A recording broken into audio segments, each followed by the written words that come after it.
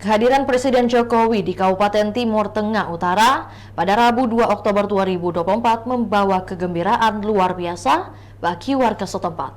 Setelah mengunjungi Pasar Rakyat Kemah Vainanu, Presiden melanjutkan perjalanan menuju helipad yang berada di halaman kantor Bupati TTU untuk lepas landas menuju Kota Kupang. Sepanjang perjalanan, ribuan warga yang telah menunggu di tepi jalan memberikan sambutan hangat.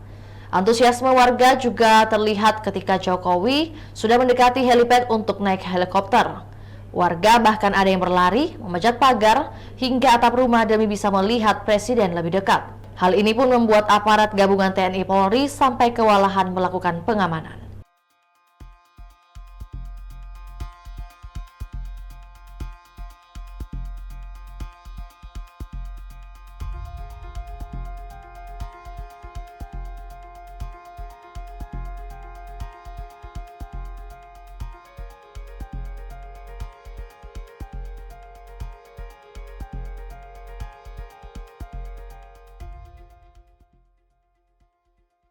Itulah tadi berita Hot News kita pada hari ini. Saksikan berita Hot News lainnya hanya di kanal YouTube dan Facebook Tribun Timur.